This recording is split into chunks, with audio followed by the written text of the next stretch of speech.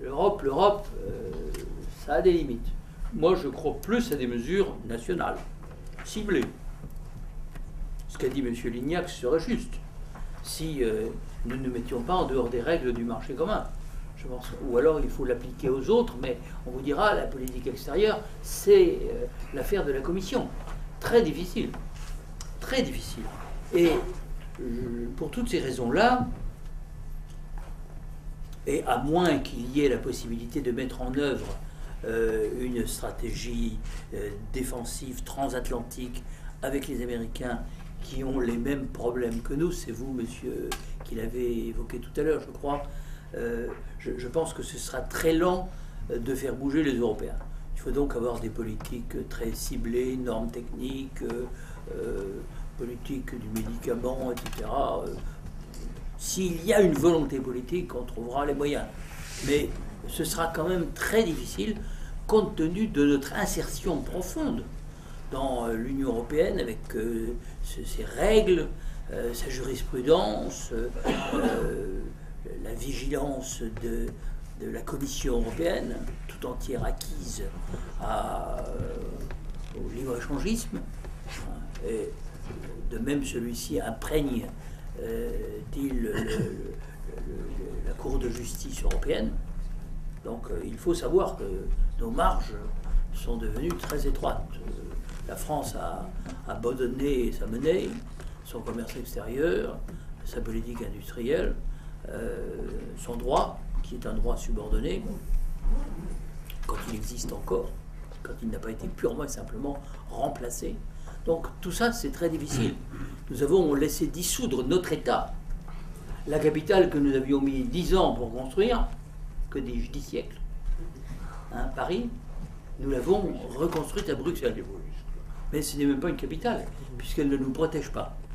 C'est un ensemble sur lequel Claude Allègre a écrit une description savoureuse, un petit livre qui s'intitule « Peut-on encore sauver l'Europe ?» fait une description savoureuse des institutions européennes. Alors j'en suis venu depuis longtemps à l'idée que notre meilleure protection serait une monnaie faible. C'est l'idée que j'avais déjà en 1983. Et François Mitterrand y était assez sensible. Il a hésité, puis finalement il est tombé du mauvais côté, non pas des visiteurs du soir, parmi lesquels je me rangeais, le principal et le plus influent étant Jean Ribou, mais il est tombé du côté de Delors, Mauroy, de la Commission européenne, de Kohl, et il a accepté un système monétaire européen que le ministre allemand de l'économie, à l'époque, M. von Lambsdorff, me décrivait comme un système de subvention à l'économie allemande, parce que, me disait-il, vous avez une inflation qui est supérieure annuellement de 5 à 6 points à la nôtre, donc vous avez toujours un temps de retard, et par conséquent, c'est un merveilleux système qui nous permet d'avoir, évidemment, un excédent de 28 milliards de francs. J'observe qu'aujourd'hui, le déficit de la France sur l'Allemagne est de 28 milliards d'euros. C'est-à-dire qu'on a multiplié ce déficit par un peu plus de 6. Donc moi j'étais plutôt pour la monnaie faible, mais le choix de la monnaie forte, il faut bien le comprendre, c'était déjà le choix de la monnaie unique. Hein, le système monétaire européen était fait pour conduire à la monnaie unique. Et les règles du jeu de la monnaie unique ont été fixées par le groupe Delors, qui s'est réuni de 88 à 89, et dont le mémorandum conclusif a été approuvé par le Conseil européen de Madrid en juin 1989, c'est-à-dire avant la chute du mur de Berlin. La seule chose qui n'a pas été fixée, c'était le calendrier. Et le rédacteur du mémorandum, qui était en fait le président de la Bouba, Karl Otto Pöhl, disait en riant « Les Allemands n'ont pas de souci à se faire, ils pourront encore payer en marque en l'an 2000 ». C'est d'ailleurs vrai, puisque le mark n'est devenu la monnaie fiduciaire qu'en 2002. Mais malgré tout, avec la réunification allemande, François Mitterrand a amené le chancelier Kohl à accepter le calendrier que vous savez, 99-2002, et la monnaie unique est devenue la monnaie de d'abord 10 pays et aujourd'hui 17 pays. Hein, l'hérésie étant évidemment le vice constitutif qui a consisté à mettre ensemble 17 pays hétérogènes par la structure économique, industrielle, les orientations politiques, les repères linguistiques et culturels. Donc on a fait quelque chose témoigne d'ailleurs de la puissance idéologique de la vision de Jean Monnet qui voulait faire l'Europe à partir du marché, contre les nations, en réduisant les gouvernements à un simple rôle d'exécution. Je le cite. Donc c'est cette Europe sans les nations, voire contre les nations, qui a présidé au dessein européen depuis le départ, au début à très bas bruit, parce que tant qu'il n'était question que de la CECA ou même du marché commun, on ne s'en apercevait pas. Et quand on a voulu plaquer l'acte unique, qui est un acte de dérégulation généralisé, hein, à commencer par les mouvements de capitaux, puis ensuite la monnaie unique, on est rentré dans une zone à haut risque, parce que la monnaie unique n'a pas amené les convergences supposées, elle a accru les divergences, elle a renforcé les forts, elle a affaibli les faibles, elle a creusé l'écart entre notamment l'Allemagne et tous les autres. Je rappelle que plus de 60% de l'excédent allemand se réalise sur la zone euro. D'où la contradiction dans laquelle est l'Allemagne, puisqu'elle vise la compétitivité externe, elle veut jouer dans la cour des grands à l'échelle mondiale, et en même temps elle déséquilibre la zone euro, par sa puissance et par sa politique de déflation salariale. Alors vous m'avez demandé comment peut-on sortir du piège dans lequel nous sommes, et chacun voit bien le piège. On évoque la sortie de la Grèce de l'euro. Mais en principe, le plan adopté le 21 juillet a pour but de l'empêcher. Il met les finances grecques hors d'eau pour 10 ans, à supposer que naturellement les contributeurs volontaires, privés, veuillent bien passer à la caisse. Reste à voir. Donc ce plan est quand même encore aléatoire. Mais théoriquement, il règle le problème. Simplement, il n'y a pas besoin d'être un grand économiste, il y en a beaucoup ici, beaucoup plus grands que moi, pour comprendre qu'un pays comme la Grèce vit essentiellement du tourisme. On sait très bien que la Grèce ne peut pas rétablir sa compétitivité compte tenu de sa gestion, il est vrai, très laxiste. Elle a perdu, je ne sais pas si c'est 15 ou 20 points sur l'Allemagne depuis 10 ans. Donc, on ne voit pas comment la Grèce pourra rembourser les dettes qu'elle contracte. C'est ça la fragilité des problèmes posés par la Grèce. Mais celui-ci n'est que l'arbre qui cache la forêt. La forêt, c'est l'euro. Parce que derrière la Grèce, il y a le Portugal, il y a l'Espagne, il y a l'Italie, qui empruntent à 5,79% par an, ce qui est considérable, même avec les interventions de la Banque centrale. Comment sortir de ce piège ? J'ai écrit au président Sarkozy au début du mois d'août pour lui dire il n'y a qu'une seule solution actuellement, c'est de permettre à la Banque centrale d'acheter largement des obligations italiennes et espagnoles, des titres de dette italiens et espagnols pour desserrer les craintes que les marchés financiers font peser sur ces pays. Et si on pouvait aller jusqu'à la situation du Federal Reserve Board, qui détient 1640 milliards de dollars de bons du Trésor, c'est quand même considérable, alors qu'au dernier chiffre, la Banque Centrale Européenne détient 120 milliards d'euros de titres grecs, irlandais, portugais, italiens, espagnols. Enfin, c'est un rapport de 1 à 10, 1 à 12. Et si on pouvait aller dans ce sens-là, et si on pouvait l'annoncer publiquement, avec l'accord des deux gouvernements français et allemands, d'une manière suffisamment forte pour dissuader la spéculation, en disant que si la spéculation continue à se déchaîner, eh bien, il y avait cette capacité d'intervention, eh bien, on pourrait faire reculer la spéculation. Le président de la République m'a téléphoné, bizarrement, j'étais en vacances à Belle-Île, et un soir, téléphone retentit, le président de la République veut vous parler. Il me dit, c'est très bien, c'est très intéressant, mais en même temps, on a commencé d'ailleurs, on l'a commencé, mais on ne peut pas le dire publiquement parce que ça gênerait Madame Merkel. Et je pense que c'est vrai, je ne pense pas que ce soit une invention du président de la République, parce que le président de la République allemande, M. Wolf, 10 jours après, a dit, oh là, mais c'est très discutable, est-ce que c'est légal au regard du traité de Maastricht qui proscrit les avances monétaires de la Banque centrale aux États. Et puis j'ai vu que M. Jürgen Stark, chef économiste de la Banque centrale, a démissionné, mais c'est plutôt bon signe, que ça veut dire qu'il n'avait pas gain de cause, et que les Allemands sont effectivement partagés. Et je crois très sincèrement que l'Allemagne, au fond, ne sait pas très bien ce qu'elle veut. C'est mon interprétation, je me trompe peut-être, mais je pense qu'il y a un fort doute en Allemagne, non pas dans l'opinion publique, que l'opinion publique ne veut pas payer. L'opinion publique a payé pour les lenders de l'Est, elle n'a pas envie de payer pour le Péloponnèse, le Calabre, l'Algarve, le Connemara. Et le Limousin. Hein, je pense que l'opinion publique allemande n'a pas envie d'ajouter aux 2000 milliards de dettes allemandes les 3400 milliards de dettes des pays sous tension, puisque c'est le total de l'Italie, de l'Espagne et des 3 pays périphériques.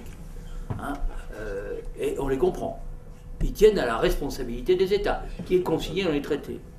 Et quand j'entends parler d'eurobonds ou de doublement des ressources du Fonds européen de stabilisation, je me demande si les contribuables seront d'accord en Allemagne et accessoirement en France. En France, on ne dit rien, on paye, simplement parce que, probablement c'est pas par générosité, c'est par ignorance. Les Allemands ont compris qu'eux devaient payer. Les Français, rien que pour la Grèce, doivent mettre 40 milliards de plus, mais ils ne semblent pas s'en être aperçus.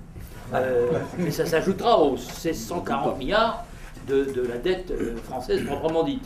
Et puis, ce n'est que le début. Hein, nous allons continuer le combat.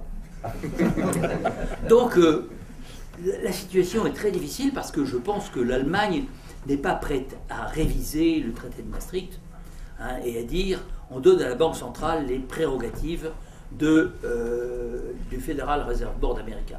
Et pourtant, je crois que si on voulait sauver la zone euro, ce serait le bon sens. Mais il faudrait une vue longue, une vision large de la manière dont on peut faire évoluer l'Europe. Et naturellement, il faudrait quand même codifier la manière dont les pays qui bénéficieraient de ces avances, hein, s'acquitteraient des remboursements.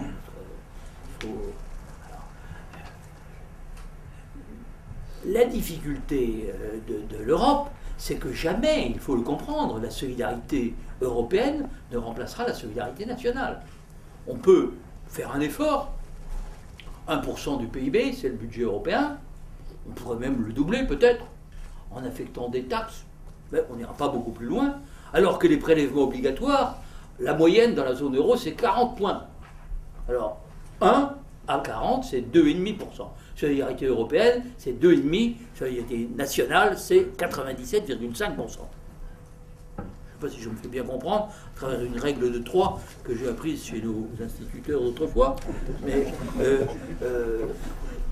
voilà. Alors, est-ce qu'on peut aller beaucoup plus loin? On peut essayer. De toute façon, il faudra que les pays qui emprunteront acceptent un certain nombre de règles. Ils l'acceptent difficilement, on le voit en Grèce, en Espagne, los indignados, etc. Et ce n'est pas la Grèce qui va se laisser mettre sous tutelle, comme l'a déclaré à la télévision Jean-Pierre Jouyet.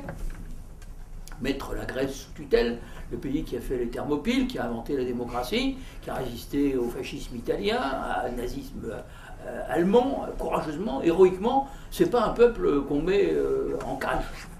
Et une Europe qui débouche sur ce déni de démocratie, et c'est au fond ce qu'il y a derrière la fameuse règle d'or, que j'appelle règle des reins, c'est-à-dire la dépossession des parlements de la souveraineté budgétaire. Hein, je ne crois pas que ce soit la bonne voie. Donc il faut trouver des systèmes acceptables par tous, ceux qui tiennent à la responsabilité des États, qui aient le bon sens.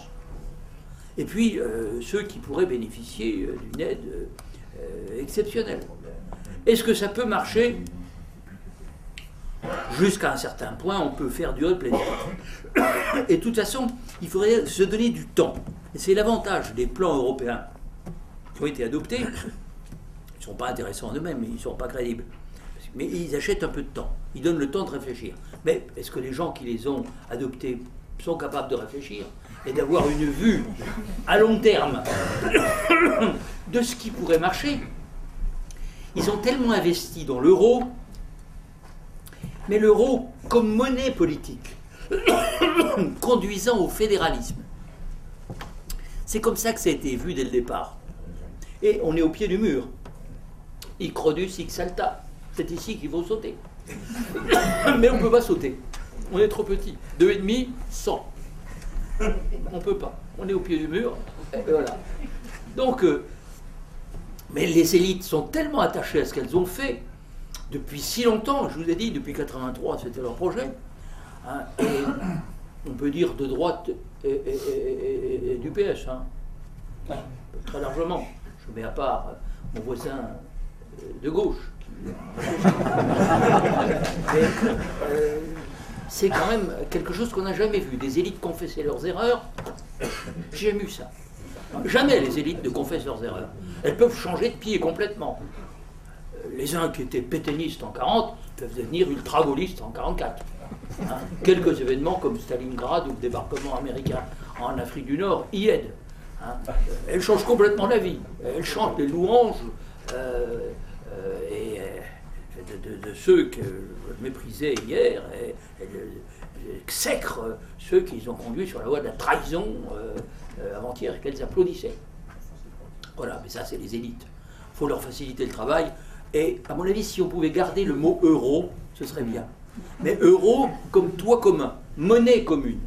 C'est-à-dire accepter probablement le défaut de un pays, puis deux pays, puis trois pays, puis dire, écoutez, il faut aller vers un système d'ensemble, hein, qu'on appellera la monnaie commune, l'euro-monnaie commune, avec ce toit commun, un panier de devises. Après tout, on pourrait s'en servir dans les transactions internationales, mais à l'intérieur, on aurait ressuscité des monnaies nationales à usage interne, dont le cours pourrait fluctuer dans une étroite bande de fluctuation. On a connu ça dans le passé, et tout cela serait négocié ou renégocié tous les ans ou tous les 2 ans, comme vous l'avez suggéré.